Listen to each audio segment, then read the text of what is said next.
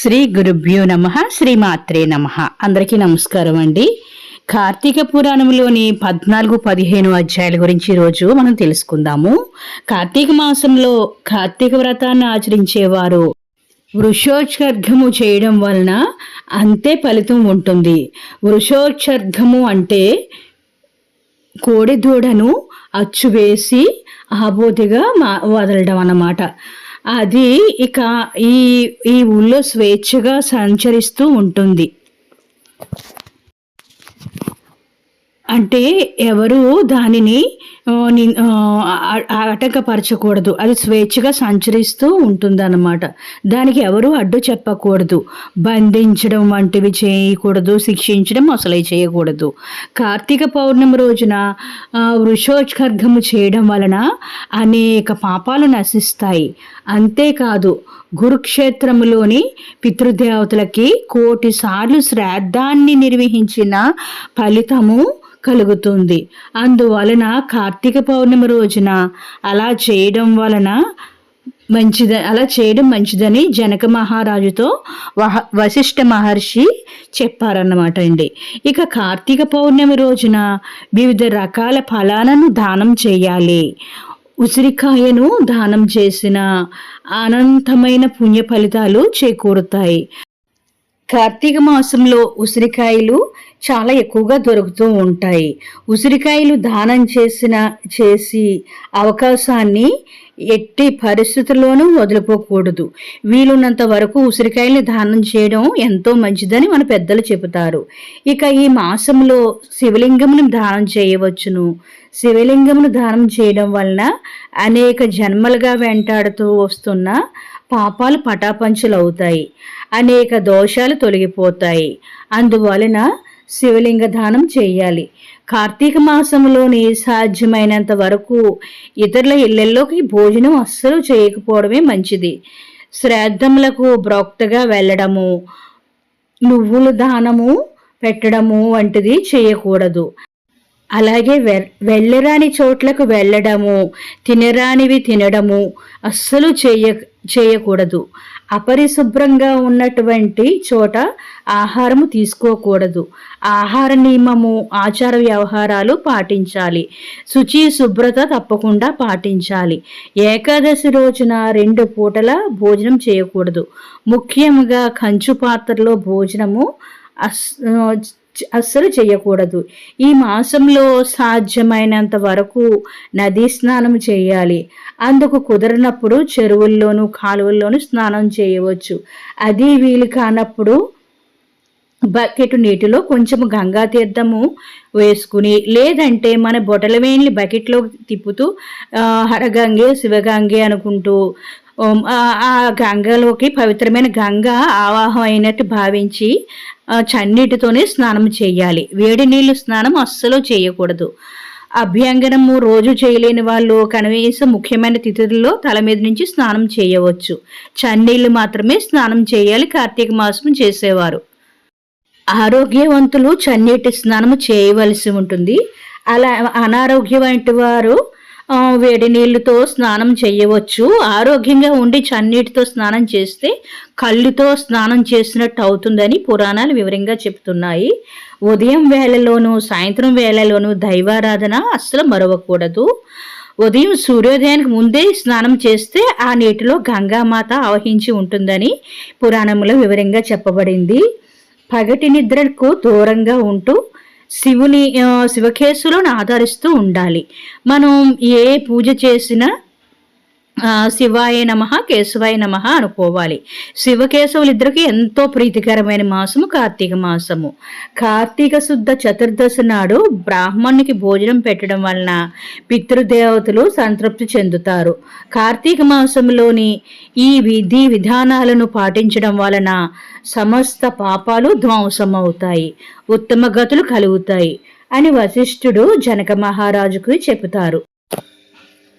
ఇక కార్తీక పురాణంలోని 15వ అధ్యాయంలోకి వచ్చామండి. 15వ అధ్యాయంలోని కార్తీక మాసంలో దీపం వెలిగించడం వల్ల ఎంతటి ప్రశస్తమో ఎంతటి పుణ్యమో ఇందులో వివరంగా వివరించబడి ఉంది.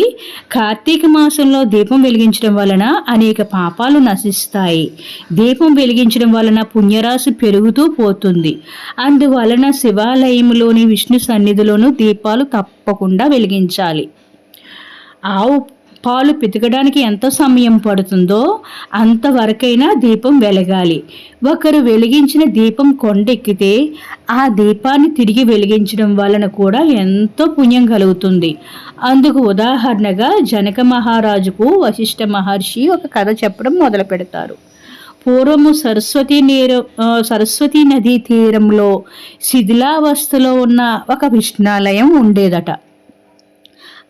ఆ ఆలయం శిథిలమై ఉండడం వలన భక్తులు అస్సలు వచ్చేవారు కాదు. అలాంటి పరిస్థితిలో ఒక యతీశ్వరుడు ఆ ఊరికి వస్తాడు. నదీ తీరంలో శిథిలమై ఉన్న విష్ణుమూర్తి ఆలయాన్ని చూస్తాడు. అది ఉపయోగం లేని కారణంగా తాను అక్కడ ఉండవచ్చును అనుకుంటాడు. ఆలయం అంతటా శుభ్రం చేసుకుని తనతో తెచ్చిన కొద్దిపాటి సామాగ్రి ఆ ఆలయంలో పెట్టుకుంటాడు. రాత్రి వేళలో వెలిగించుకోవడం కోసము ఊర్లోకి వెళ్ళి ప్రమిదలు, నూనె, ఒత్తులు తెచ్చుకుంటాడు. ఆ దేవాలయంలో ఆయన దీపం వెలిగించి అలా ధ్యానంలో కూర్చుంటూ ఉండేవాడు. అతడు ఎక్కువ టైము ధ్యానం చేయడానికే సమయాన్ని ఎక్కువ వినియోగించుకునేవాడు. ఎక్కువ ధ్యానంలోనే ఉండడం వలన అతనికి అపారమైన దైవ భక్తి కలుగుతుంది. ఒక కార్తీక మాసంలో ఆలయంలో ఆయన దీపాలు వెలిగించి ధ్యానంలోకి వెళతాడు. అలాంటి సమయంలో ఆహారాన్ని వెతుక్కుంటూ ఒక ఎలుక ఆ ఆలయంలోకి వస్తుంది. ఆహారం కోసం అటు ఇటు తిరుగుతూ ఉన్న ఆ ఎలుకకు నూనె వాసన వస్తుంది. అప్పటికి కొండ ఎక్కి ఉన్న దీపం దగ్గరికి ఆ ఎలుక వెళుతుంది. నూనెతో ఉన్న ఆ ఒత్తిని నోటగరుచుకుని వెనదిరుగుతుంది. అప్పుడు దానికి రెండవ దీపం కనిపిస్తుంది. అందులో ఒత్తిని కూడా తీసుకుని వెళదామని దగ్గరికి వెళుతుంది. దీపం వెలుగుతూ ఉండటం వలన దాని సెగ తగలడంతో తన నోటిలోని ఒత్తి కూడా వదిలేస్తుంది. ఆ ప్రమిదలో పడి నా ఒత్తి ఆ దీపానికి అంటుకుని వెలుగుతుంది. యతీశ్వరుడు వెలిగించిన దీపము కొండెక్కితే తిరిగి ఆ దీపాన్ని వెలిగించిన పుణ్యము ఆ ఎలుకకు వస్తుంది. ఆ పుణ్య ఫలితంగా ఆ ఎలుకకు మరణించిన తరువాత ఒక దివ్య పురుషుడి శరీరాన్ని ధరిస్తుంది. ధ్యానంలో నుంచి బయటికి వచ్చిన యతీశ్వరుడికి ఎదురుగా దివ్యమైన శరీరాన్ని ధరించిన ఒక పురుషుడు కనిపిస్తాడు. ఎవరు నువ్వు? ఇక్కడికి ఎందుకు వచ్చావు? ఏం కావాలి అని యతీశ్వరుడు అడుగుతాడు. తాను ఒక ఎలుక అని, అయితే హఠాత్తుగా తను రూపం పోయి దివ్యమైన ఈ శరీరం వచ్చిందని దివ్య పురుషుడు చెబుతాడు. అందుకు కారణం కూడా తనకి తెలియడం లేదని అతను యతీశ్వరుడు అంటాడు. యతీశ్వరుడు అంత కారణం తెలుసుకోవాలని కోరుతాడు. అప్పుడు ఆ యతీశ్వరుడు దివ్య దృష్టితో చూస్తాడు. అలా దివ్య దృష్టిలో చూసిన యతీశ్వరుడికి ఎలుక పూర్వజన్మ గురించి తెలుస్తుంది. అప్పుడు యతీశ్వరుడు పూర్వజన్మలో నువ్వు బాహ్లీక దేశంలోని ఒక బ్రాహ్మణుడివి.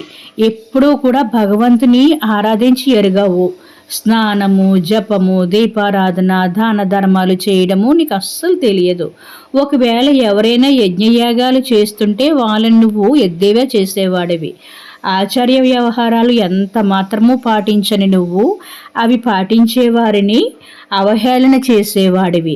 చివరికి ఈ విషయంలో నువ్వు నీ భార్యను కూడా వదలలేదు. నీ భార్య ఎంతో గుణవంతురాలు, ఉత్తమరాలు. ఆమెకు ఎంతో దైవభక్తి ఉండేది. ఆమె నిన్ను మార్చడానికి తన వంతు ప్రయత్నం చేసింది. నువ్వు ఎంత మాత్రము మారకపోగా నీ చాదస్తము నువ్వు అంటూ నీ భార్యని కసురుకునేవాడివి. ఆమె నోములు, వ్రతాలు ఆచరిస్తూ ఉండేది. అందుకు అడ్డు చెప్పేవాడివి. అలా మనసారే ఆమె పూజాభిషేకాలు కూడా చేసుకోకుండా చేస్తావు. ఆ మహా ఇల్లాల్ని ఎంతో ఇబ్బంది పెట్టావు. దైవం పట్ల, శాస్త్రాల పట్ల అపనమ్మకం కలిగిన కారణంగా మరణం తరువాత నరకానికి వెళ్ళావు. నరకంలో అనేక శిక్షలు అనుభవించిన తరువాత అనేక నీచ జన్మలు ధరిస్తూ వచ్చావు. చివరికి ఇలా ఎలుకలా జన్మనెత్తావు. ఆకలి తీర్చుకోవడం కోసం నువ్వు చేసిన ప్రయత్నము నీ పాపాలని కడిగేసింది. నువ్వు తెలుసో తెలియక ఆహారం కోసం ఆ ఒత్తులు పట్టుకు వెళుతుంటే అది వెలిగించిన పుణ్యానికి నీ దోషాలన్నీ పోయి అందులోని కార్తీక మాసంలో దీపం వెలగడానికి కారణమయ్యావు. కనుకనే నీకు మోక్షము లభించింది అని చెబుతాడు యతీశ్వరుడు. అప్పుడు ఆ దివ్య పురుషుడు ఆ యతీశ్వరుడికి నమస్కారము అనంతమైన శూన్యములో కలిసిపోతాడు. అందుకని కార్తీక మాసములో ఇతరులు చేసిన దీపము కొండెక్కినప్పుడు తిరిగి అది ప్రకాశింపచేసేలాగా చేస్తే అంతటి పుణ్యం కలుగుతుందని కనుక జనక మహారాజుతో వశిష్ఠ మహర్షి చెబుతారు. మనం దేవాలయానికి వెళ్ళినప్పుడు చాలా తప్పులు చేస్తాము. ఆ దేవాలయంలో మనం దీపం పెట్టడానికి వెళ్ళినప్పుడు అక్కడ వెలిగే దీపాల్ని పక్కకి తోసివేస్తాము. అది చాలా దోషము. మనము ఆ దీపాలు కొండెక్కే వరకు ఉండాలి, లేదంటే వేరొక ప్రదేశానికి వెళ్ళి మనం దీపం వెలిగించాలి. ఎక్కడైనా ప్రమిదల్లోని ఆయిల్ ఉండి ద్రవ్యం ఉండి ఆ దీపం కొండెక్కితే దాన్ని వెలిగించడం వల్ల మనకి మరింత పుణ్యము. వెలిగించే ఇతరుల దీపాలని ఎట్టి పరిస్థితిలోని పక్కకి నెట్టవేయకూడదు.